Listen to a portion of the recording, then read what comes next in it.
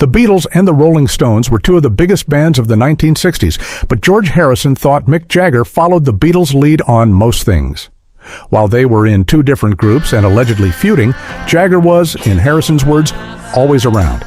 He said when the Beatles did anything, Jagger was there. He spoke about a time Jagger tagged along to a seminar on meditation. In 1967, the Beatles traveled to Wales by train to attend a seminar on transcendental meditation. Harrison, growing increasingly interested in cultivating his spiritual life, was the driving force behind the trip.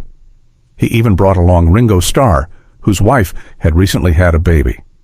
At that time, Maureen was in hospital having Jason, and I was visiting. I came home and put on the answer phone, and there was a message from John. "Oh man, we've seen this guy, and we're all going to Wales. You've got to come," Starr said, per the Beatles anthology.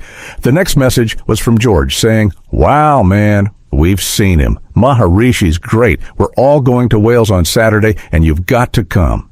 It was a Beatles trip, but Jagger tagged along. Harrison said this was a common occurrence. Maharishi happened to be having a seminar in Bangor and had said, "Come tomorrow, and I'll show you how to meditate." So the next day we jumped on a train and went, Harrison recalled. Mick Jagger was also there. He was always lurking around in the background, trying to find out what was happening. Mick never wanted to miss out on what the Fabs were doing. Harrison seems to be rolling his eyes at Jagger's constant presence. This may be because Jagger didn't seem to take his spirituality all that seriously at the time. He very much concentrated on the spiritual side of his life, and it was more than a passing fancy, Jagger told Rolling Stone after Harrison's death. It looked like it was a sort of faddish thing at the time, but it stayed with him. Jagger's constant presence around the Beatles might seem surprising. As two of the most successful bands of their time, the media often pushed the story that they were feuding.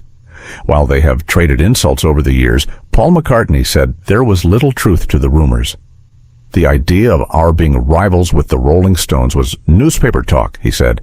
It was natural that we would seem to be rivals, but in fact George got them their recording contract. He was at a party with Dick Rowe, the man famous for having turned the Beatles down for Decca. Members of the bands have worked together over the years and have long expressed their respect for one another.